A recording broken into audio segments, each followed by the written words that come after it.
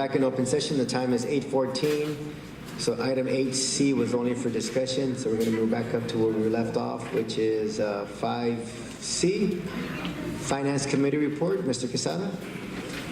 Yes, sir. I'll hand that over to Mr. Richard Hernandez. Thank you.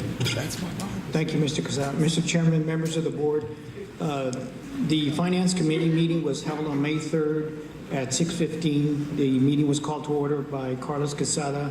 Members in attendance was Irma Cáceres and Ricardo Moreno. Staff present was Mr. Madrigal, Superintendent, myself. Guest members was Kerry Wells and Lilia Gibson from Linebarger, Gogan, Blair, and Sampson. The first item that was discussed was the investment report for the quarter ended March 31st, 2016. Some of the highlights of that report were that $139 million are invested in managed funds. These include agency securities, commercial paper, municipal bonds, and brokered CDs. All the investments are in accordance with the board policy CDA. The interest yield on those investments range from 0.43 to 1.19. Discussions and explanations were provided with additional reports that provided various yields on investments and additional data that regarding the various characteristics of these investments. That detailed report is in your board book, starting on page 82 through 125. The next item discussed was the budget report for the quarter ended March 31st, 2016. The highlight of that report were the revenues collected. 80.7% of our taxes, of our budgeted taxes were collected and were due to the available discounts and early payments and taxes becoming due and delinquent after February 1st. As we heard in a previous agenda item, Ms. Gibson provided a detailed report, and as she alluded to, there was more questions that were asked and explanations given by Ms. Gibson and Ms. Wells. The budget of expenditures were approximately at 66.2%, which is about the period for a 10-month instructional timeline of our district. The budget report starts on page 126 through 130 of your board book. The next item discussed was the investments, policies, and strategies. Basically, under board policy, CDA legal and local, the strategies and policies remain the same, with the exception of one item that was added and presented at the last board meeting on the first reading and is presented on second reading for tonight, and that is to extend the period of investments for certain debt service accounts. This will allow the district to invest out beyond 3 years, which it's currently limited at, and which it hopes then to obtain a higher yield, which will help offset its final principal payment that will be due in 2026. The next item discussed and final item was on the qualified brokers and business organizations, a list of brokers that the district deals with in order to obtain the best high yield investment quotes was expanded from 4 that are currently used to include 9 additional ones. What this will provide is more competition for the district's monies to provide a higher yield on the available monies that are with the district. The meeting ended at 8:25 p.m. As adjourned by Mr. Quesada. All right, thank you, Mr. Hernandez. Moving on to item 5D, report gifts accepted on behalf of the board per policy CDC local. Yes, Mr. Chair, we have donations to Hardendale ISD, to Schultz Elementary from SAWS for field trips for $1,720. We have to Gilbert Elementary from the Silver and Black Gift Pack, the Team Up Challenge to Gilbert Elementary for $20,000. Adams Elementary, Texas Cavaliers for art supplies for $1,500. Adams Elementary, the Texas Cavaliers art supplies for $3,000. Our communication department from IBC for cultural arts for $100. We also have from McCullum High School, Rex formal wear for graduation expenses for $210. We have McCullum High School Business Professional of America competition expenses for $200. And we have the early college high school for Mission Democrats for competition expenses for $500. Some non-monetary donations, we have Adams Elementary for the Leukemia and Lymphoma Society, gift cards for $100. And we have for the summer STEM and the academy we had from Girls Inc. for partner discount for camps for $8,750 for a total for Harlandale ISD, both monetary and non-monetary, for $36,080. Thank you, Mr. Madrigal. Moving on to item 5E, Curriculum Committee Report. Dr. Harrell? Well, I'll do this, Harrell. I'll take care of this. Just real quick, the first one was the math blended learning, which they're going to discuss in the next item. But that's the one that we're talking about, how we're going to move forward now that we asked the staff to go in a different direction with RM. So I can reserve your questions so when Dr. Hall presents it in the next item, we can talk about it. But that's coming up. Another thing we talked about was the Vestal turnaround plan, which again will be presented a few items down from now. And also the curriculum department was asking us to consider maybe approving not next school year's calendar, the year after that. So they were going to make some changes and come back because if you recall, Texas law requires that school districts cannot start school until the fourth Monday in August. So they're going to make some changes on that and bring it back. But for the most part, the main reason for wanting to approve the calendar for 2 years from now is so that they can start setting dates for staff development in August. So they'll bring that back again. And then the last item was the speech referral process.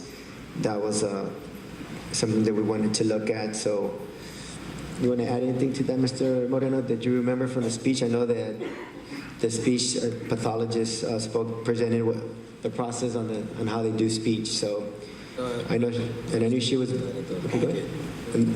She gave us the packet, and she kind of went over the packet. But she was also supposed to send us. She did. Oh, okay. That's right. Yeah. So we kind of reviewed it. Do you remember any questions that we asked specifically that day? Or any concerns we had with that? The process for speech? I think the only thing was the process of the different tiers of how it goes from one point to the other, if it gets expedited or if it's straight to being considered having a speech impediment or having a speech disorder, how the process goes from being diagnosed to actually being,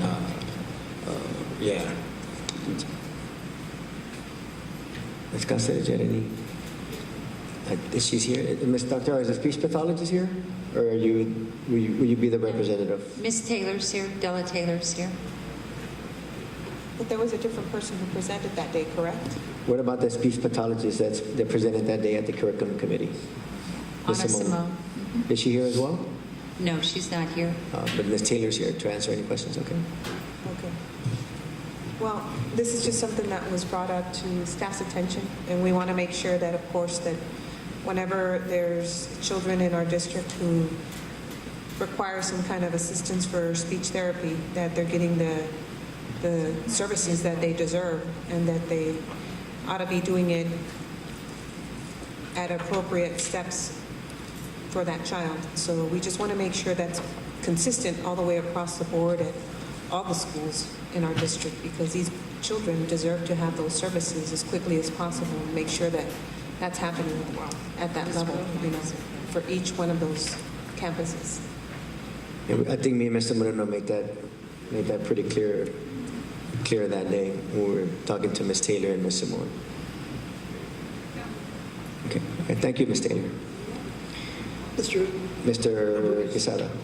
Just as Mrs. Taylor's here, I just want to say that I'm a member of the Mission Trail Rotary Club, and we had a speaker, and he had just great things to say about you, Mrs. Taylor, and the things that you've done with his son. So thank you so much for all that you do. All right, thank you, Ms. Taylor. Moving on to item 5F, Math Blended Learning Committee Report. Dr. Harrell. Okay, thank you. I just wanted to add too, in HH, I believe Thursday, Della did put in a flow chart looking at the speech evaluation process with dates, so that should help. The Blended Learning Committee met throughout the year at several curriculum committee meetings. We shared the representation from all 13 campuses, instructional coaches, and principals were included as well, along with our math department. And so what they were charged with was looking for a program, a resource as part of our overall Harlandale math program to take the place of a reasoning mind.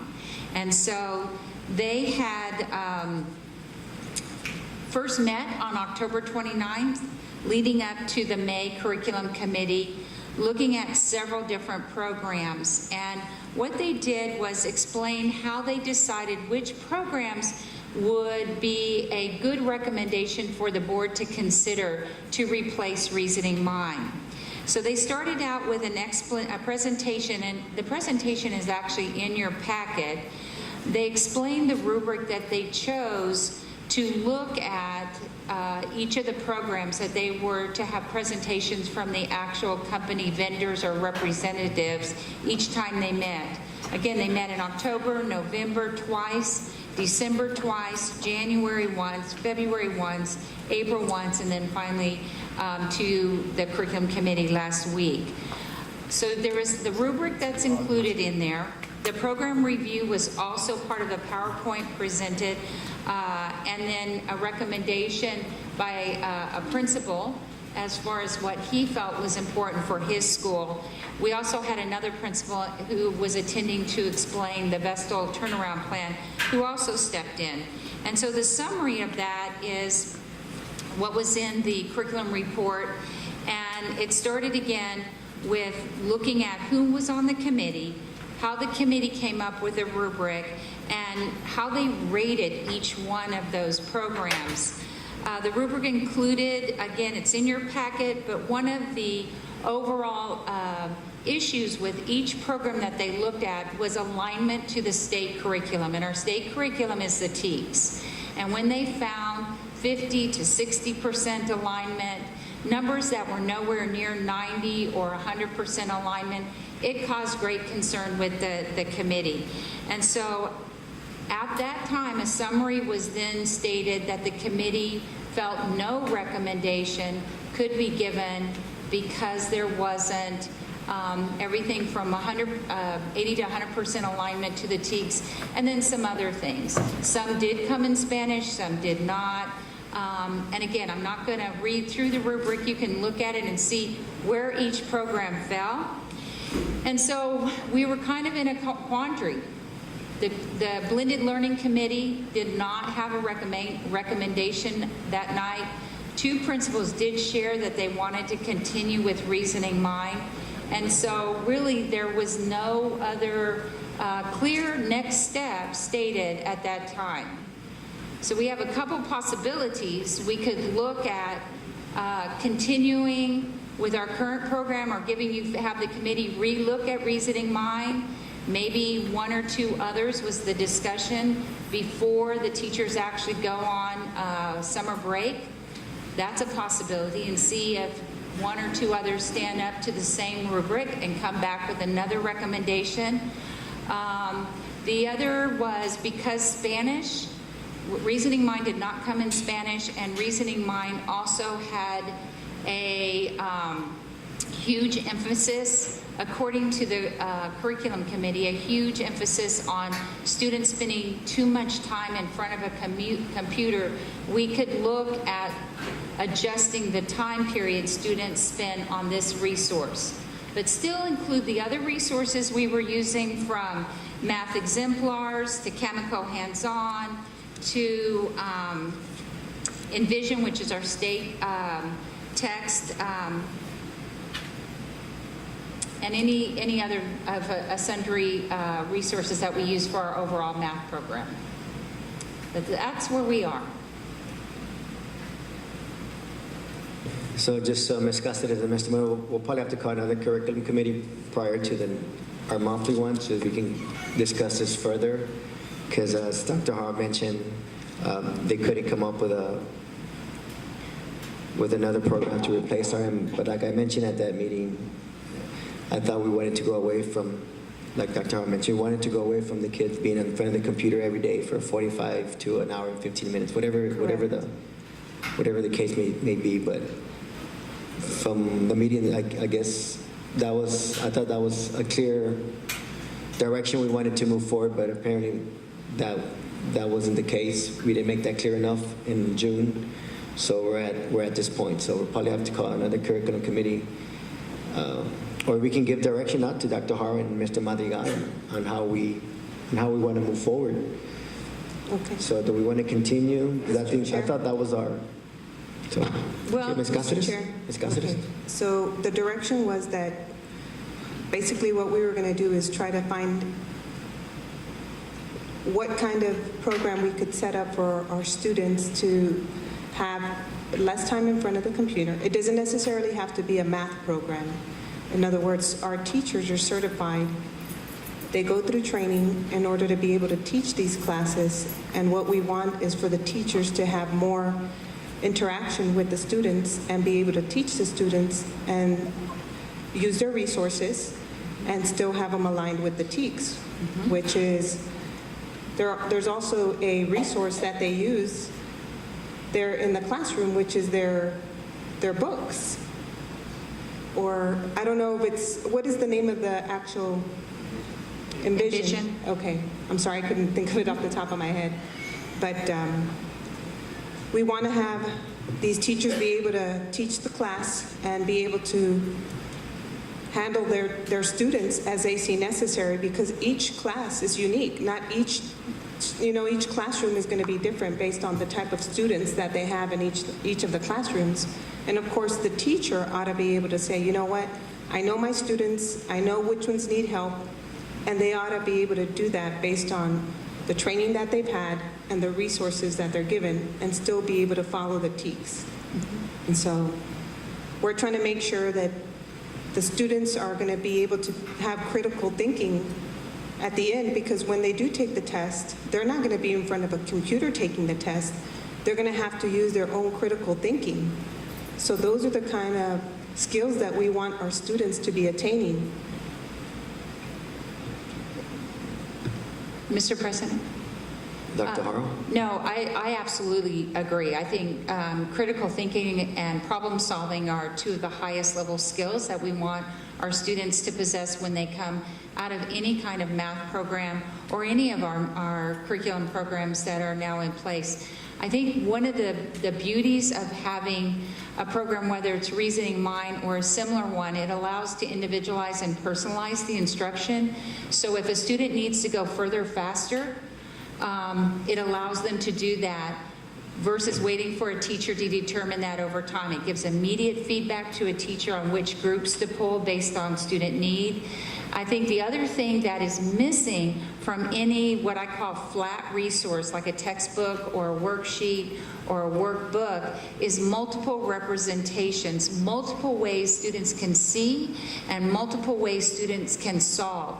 And that's very challenging for a teacher to do. I'm not saying our teachers aren't well trained and they can't do it, but that is challenging. And so one of the beauties of having a blended learning program such as Reasoning Mind, it allows that to be facilitated in the classroom. At the same time, a teacher can pull a small group because she or he knows the students very well and the TEKS and can address their needs in a small group. So that was the whole purpose behind adding that as an additional resource in the classroom. We do have another computer-assisted instructed resource that the state has given us, but that is only for intervention. Reasoning Mind is really not meant to be for intervention. It's meant to be part of an overall Tier 1 instruction. So that was the other benefit. But you kind of hit it on the head there. That's what our parents are nervous about. You're trusting a computer to do that all.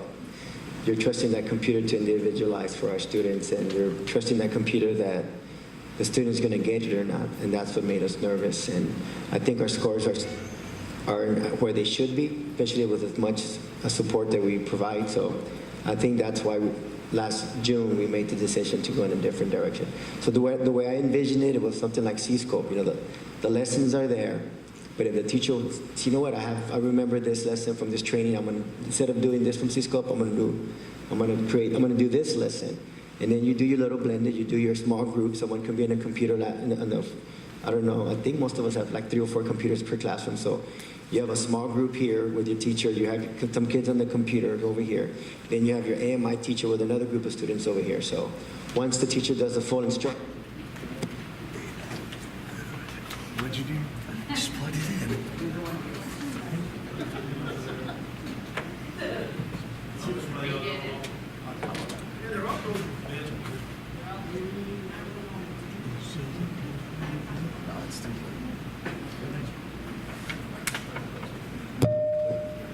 there it is. Thank you. So that's kind of what I mean. I guess that's what I envisioned in June when we said, let's go in a different direction, because that's what the parents are asking. I'm not saying that reasoning mind it doesn't work, but it wasn't for the majority of students. Because remember, most of us, the computer-based learners are only like 25% per research, something like that. I don't remember the exact number. So it's it's still the traditional. It's about 50%, and then you do your little blended learning to catch the rest of them. So that's how I envision it. I mean, I don't know. I would like to get some input from my fellow board members if I recall these conversations we had in June. Mr. Chair, Mr. Mancha. I've met with Dr. Harrell, Ms. Lugo, and Ms. Corman before on this program itself, and I even asked Mr. Littlefield to do me some data on how our kids are doing in the middle school level using this program, which is basically what I was told the whole purpose of it was to be able to use it for our kids when they get to middle school. And our numbers did not change. Our numbers were still low. Actually, the numbers from 3 of the campuses in my area were lower than they were when they were in elementary school. So to me, that was my main concern is, this is by the data that Mr. Littlefield had presented to me. Mr. Chair, the only thing I'd like to do is on that note is, again, to go back and refer to this year's data or last year's data. But I think this year's data may look a little bit different than last year's data, but just to let you know that our kids have done better from last year to this year, especially in the middle school. But I have staff here that can share that information or update us with that, because I know our data shows, especially in middle school, improvement from last year, from that conversation with Mr. Littlefield last year to this year. But I do have that information to share with the staff. Dr. Harlan, do we have or I know we have, I see staff members in the back that... We do have staff here, but I don't think they brought the data tonight. I'm looking at Nora. I know I didn't. I can look up an email that we did send to follow up on the curriculum committee. I think what made this year interesting is we had a almost even Steven split when the curriculum committee asked that teachers be given a choice of using RM or not. The principals were to come up with a plan if they didn't want to use RM, and they were going to use all the other resources provided, and then the campuses that kept RM and wanted to use it with the fidelity that RM had set up did very well. And we saw examples of, and that data I did put in HH Thursday so that you could see a comparison, and that made it interesting in looking at data. Again, I think a couple things just need to be restated, that when RM is used as it was intended with fidelity, the scores are and I'll pick on Schultz Elementary, for example. They use it the way RM was intended to be used, and their scores show that when it's used as part of an overall math program, not driving the program, not sitting kids in front of a computer and trusting that a computer would take the place of a teacher. As a parent, I wouldn't want that either. That's not what this is supposed to be. It's supposed to be overall blended. Mr. Oreste?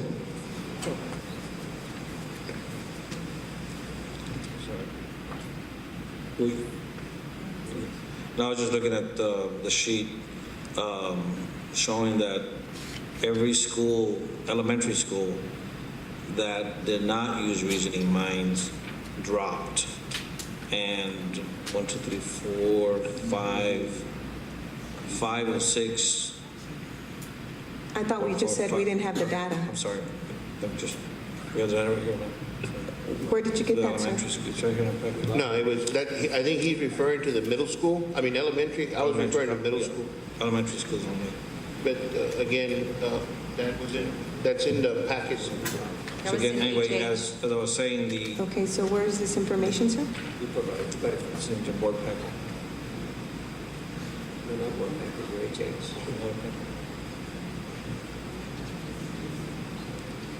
Hold on, I don't know, I was looking at the paper copy. But what I was saying was, again, 1, 2, 3, 4, 5, 6, 7, 8 that used reasoning minds. 5 of those 8s went up by a good margin, and 1, 2, 3, 4, 5, all 5 that did not use reasoning minds dropped. So, and I know we made a decision last year, and I supported that decision,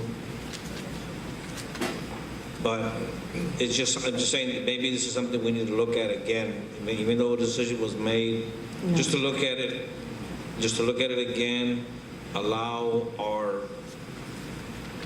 Dr. Harrell and our curriculum, our people, okay. Allow Dr. Hall and the people that are in charge of our curriculum to make a recommendation as we're reviewing them right now also. But we should, since you're looking at the data, what you also want to look, Mr. Solis, we looked at that at the curriculum committee meeting, and I had this conversation with Mr. Madrigal. Even though we have those scores, if we compare them to some of our neighboring school districts, they're still higher than ours there, and we don't. And those school districts don't do RM. It's teacher-led instruction. Not for, Do we know what program they're using, or if they're not computer-based. Do we know what program they are using, though? Or if they We are can using any ask, but program? I just know they're not computer-based. That's That's my what I'm asking. I'm just trying to discuss how do we Mr. fix. Chair, what I can add is that Mr. Abundis and I did have that conversation, and district and staff, we are looking at other school districts that look like us, that may be outperforming us in some areas or some schools, and comparison data, because of course, our job is always to get better at what we do. So we are researching exactly what they do, and we are having some dialogue with other neighboring school districts. But again, that's something we're going to continue to work on. Okay, I have a question. And I did start calling, like East Central, we outperform East Central. South San, very similar programs. Their assistant superintendent shared. They are not, but they are using Think Through Math, which is what the state gives us free. That is not a tier 1. That's an intervention. So anyone that scored above us or below us, but I was very proud of scores where we're higher than school districts like East Central, Edgewood, very similar. I would say East Central has demographics. They have parts of their district like us, but very similar. And Mr. Bundis is right. South San did outperform us, but we outperformed San Antonio ISD. The neighboring, we did send both of those, the Express and News scores and the district rankings as well. We are making improvement, but we just need to know we only have a month left with our teachers, so we need some direction. Mr. Chair? Ms. Cáceres? Okay, I have a question for Dr. Hall. Dr. Hall, you are a board member at Northside, correct, miss? Yes. Okay. So does Northside have RM? No, Northside does not have RM. Northside uses Think Through Math as part of their intervention, but they have similar resources. They have Envision. They use math exemplars. Very similar, what I call flat. Is there a reason why they don't have RM if it's a great program? I'm wondering if that school district, I'm just wondering if that program is a great program, like we're stating that it is, right? Right. At the staff level for yourself and your other staff members. Is there a reason why they don't have it at Northside? I can't answer that because I don't ask those kind of curriculum questions. I do look at overall math programs, and what I've seen is overall math programs that allow for some sort of computer assisted instruction, where there's small group instruction going on, where kids are reading, writing, talking, but most importantly, how you started out, where they're able to problem solve and be critical thinkers and see multiple representations of the concepts they're learning. So there are other resources out there. We just felt very strongly that as part of our overall math program, our students in Harlandale, which are not the same students in Northside, we're just looking at our kids right now, need to be better able to use computer-assisted technology in solving problems, and also allow our teachers to pull small groups while they're still learning in a personal, individualized way. And RM at that time that we looked at it, and I'll be real honest with you, as a staff, as a department, we still feel very strongly that that's the program for our kids in Harlandale. So that's where we are. Let's do this. So if the fellow board members, myself, Mr. Moreno, and Ms. Cáceres are on the curriculum committee, we might have to call a meeting for next week sometime so that we can kind of give the staff direction. So I can reach out, we'll reach out to y'all, see what y'all's thoughts are behind this, and then next week we can try to give direction at that time. Okay, All right, I appreciate thank it. you. Thank you. Moving on to item 5G, the board will hear the Vestal turnaround plan. Mr. Okay, Chair? so I may have Okay, Mr. Chair. misunderstood. That's No, me that's too. all right. I'll take care of Okay. it right now, because we just what I did share earlier is I talked to, again, to our legal counsel, and talked to, they're going to go ahead and, you can go ahead and give us a bus turnaround plan, or just kind of what we discussed about at the curriculum committee, but we have till June 1st to officially get it a board approved to download it. So we're going to go ahead and have the staff present on June 1st, and then they'll approve it and we'll present it. But if you can kind of just talk a little bit about that model, because I know you met with our PSP and staff as y'all put that turnaround model together. We did, and part of the component that has been added in the turnaround plan process for Vestal is that we get feedback from several entities. We get feedback from parents and stakeholders. We get feedback from TEA. TEA gave us a lot of feedback the other day. We revised the plan one more time. We really felt we have till June 17th to upload it. It has to be approved by you, but we really wanted to look at it one more time, and so we will present that to you, or the principal and the assistant principal will present that to you on June 1st for your approval. Thank you, Dr. Haro. You're welcome. So moving on to item, I think we pulled 5G for now, so we're moving on to consent. So we have consent items A through I. Mr. Chair, Yes, Mr. I'd Mancha. like to pull item B. I'm sorry, what item? Item B, B, okay. Oh, any other items you would like to pull?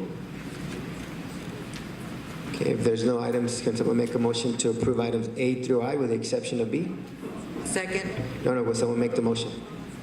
I just want to make sure everyone's paying attention to what we're doing. Hey guys, we're gonna make motion. Is there any items you would like to pull, Mr. Orester, Ms. Cáceres? Mr. Mancha's pulling item B. A through I. Okay, I'll give you a second. A through I, Mr. Mancha pulled item B.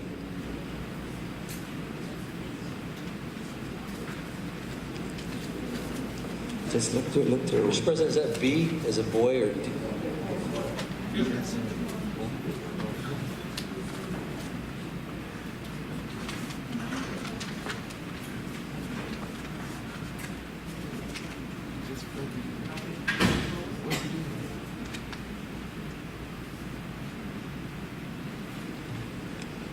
Okay, if there's no other items to be pulled, but someone make the motion to approve items A through I with the exception of B? Mr. President, Ms. Carrillo. I move to approve items A through I with the exception of B. We have a motion, do I have a second? Second. Mr. Moreno seconds that. All those in favor of approving items A through I except B? Those against? Okay. Item B is the board will be asked to approve the new renewal of the David, MOU. can we take the vote again, please? Yes, okay. So we're voting to approve items A through I except for B. I'd like to pull item G. What item? We're on item 8. We're in consent. In consent. I'm sorry. 6, yeah, consent.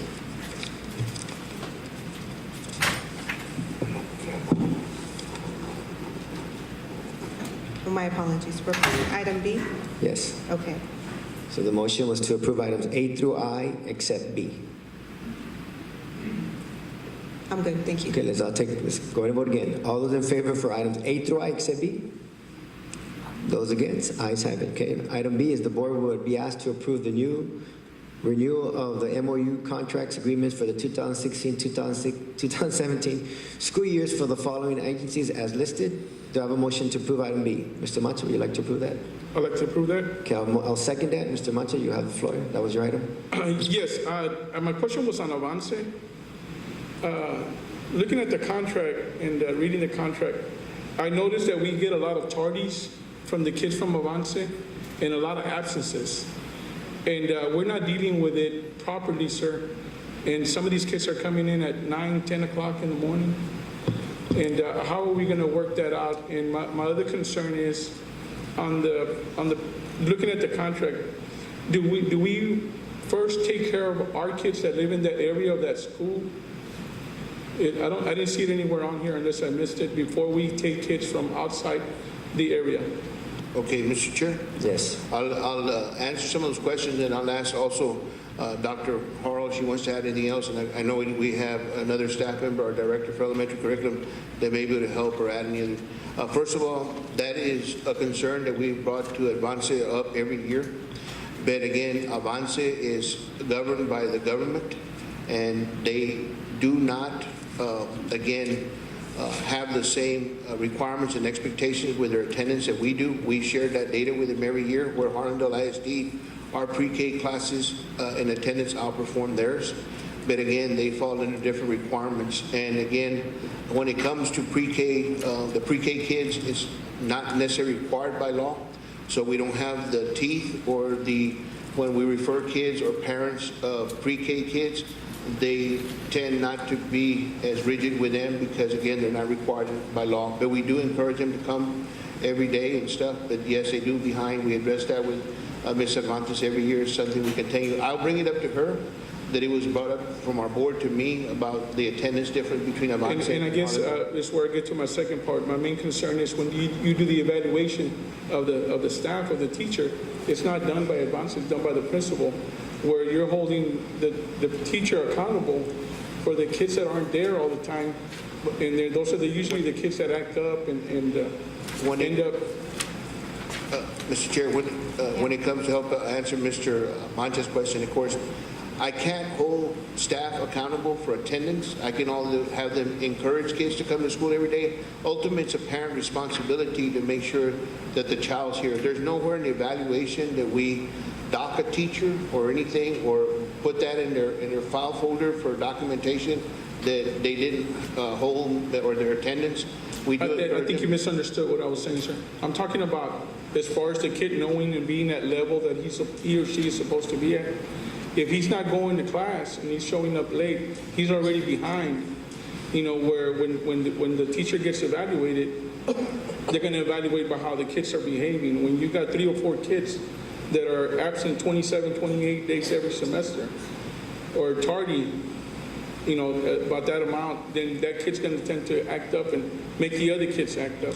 Thank you for sharing that, Mr. Mancha. But what we do in our pre and post conference with teachers and administration being aware, because administration does handle with those parent conferences, we are aware when we visit classrooms and we do teacher evaluations that if they have any of the students in their class that have poor attendance, so we don't, again, hold a teacher accountable for poor absenteeism attendance for teachers. And of course, we do conference with parents. We have parent OTOs and time that we meet with the parents. But yes, it has been an issue and a concern with staff as far as attendance with our Avance program. And we have shared that with Mr. Hernandez have, and I'll continue to share that with him. Mr. President. Now that let me make a comment. Now that you mentioned that, my concern is typically, so it's from experience, when they're late, that means they don't live in our district. They're late because they're in another district and the parents don't wake up. they do their errands and then they drop them off at 9. So I think that's always been my concern too. I want to make sure that we're educating the kids from Hardendale and Yes. be more stringent when they're registering and try to get some of those parents that are trying to sneak in using somebody else's address. So that's been always my concern with that. We have to be more stringent at enrollment. Dr. Haro. I would agree with that. These are all Harlandale kiddos, and so unless they are doing what you said, Mr. Abundes, using incorrect information about where they live, there are 906 of them are our kids. I think going back to Mr. Mancha's point is the city, the RFP went out, we were given $500,000 to enhance our pre-K program. And part of that enhancement is to really focus on the family component, to build this whole idea of what going to school and being on time and ensuring that your child reaps the benefit of a good, strong education. So we are partnering with CIS. Communities and schools will now have 2 full-time parent education case managers to work with our schools in order to make home visits, to do parent education on the 40 developmental assets, all kinds of wonderful things. The other thing is the enhancement is on STEM. Each school is going to get a 3D printer. We're going to get iPads so they can do STEM scopes, which is, it's not a computer program, but it has some apps and some activities that allow STEM to come alive with pre-K kids. I think with those 2 things, enhancing our overall program, and this is Avance and Harlandale, plus working with our families to educate them about the importance of starting your children in school, being there on time. We even ordered alarm clocks with this money. So we're going to make a full-fledged effort to do that very thing, Mr. Mancha. But we do meet with them on their data, and we're going to combine. The third part is professional development for our teachers. Just a quick question, but not all of our campuses have CIS.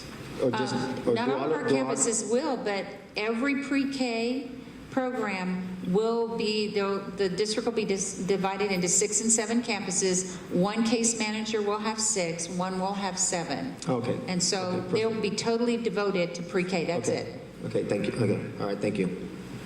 All right, we have a motion and a second for item B. If no further discussion, all those in favor? Those against, ayes have it. All right, moving on to item 7, individual items. The first one is the board will appoint a delegate and an alternate delegate to the 2016 TASB Delegate Assembly in Houston, Texas. Anybody would like to recommend themselves, and then I'll make the nomination. When we go to TASB in Houston in September, October, the delegate. Well, I've done it. You were last time, right? Ms. Carrillo, you've been delegate before? Ms. Carrillo, I think Ms. Cáceres has been a delegate before, right? I'd like to recommend Mr. Moreno. I think, have you been a delegate before? Yeah, I was last year. He was a delegate last year. Delegate last year. Carlos has it? Mr. I would recommend Ms. Cáceres. Make a motion. Then make a motion, sir. A motion that Ms. Cáceres be our delegate, if she shall accept, so, I mean. Can you add, to be fair, will you be the alternate? Sure, I'll be the alternate, not a Okay. problem. So he has a motion to make Ms. Cáceres the delegate and himself the alternate. I'll second that. Any discussion? All those in favor? That's fine. I voted for. Those against? Okay, we're good to go. Moving on to item 7B, consider and take appropriate action in the ranking of RFQ 160538 for civil engineering services. I think they were on there. They were at page 313 of our package. So the rankings are there. I think it's a clear indication of who the higher rank civil engineering service firm is. Do I have a motion?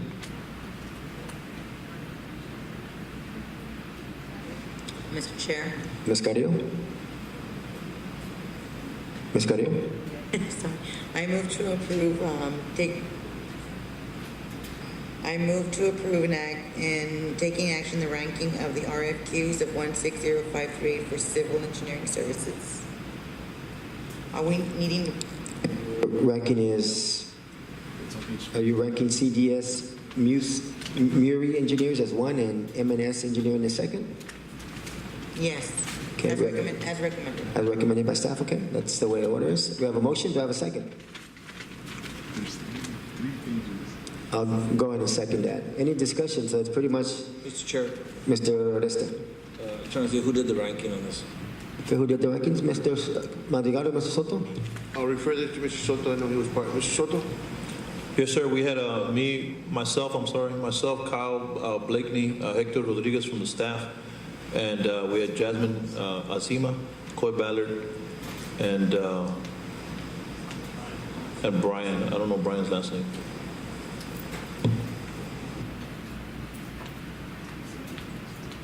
Pretty much the same ones like we've been doing, right? Basically the same.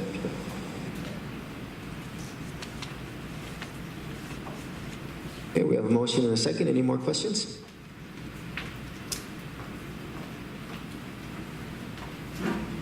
What was the motion, Mr. The President? motion was to approve the rankings as staff recommended, which is CDS Muri Engineers as ranking 1 and M&S Engineering as ranking 2. Page 313. The other one is not on this ranking. What page are they on?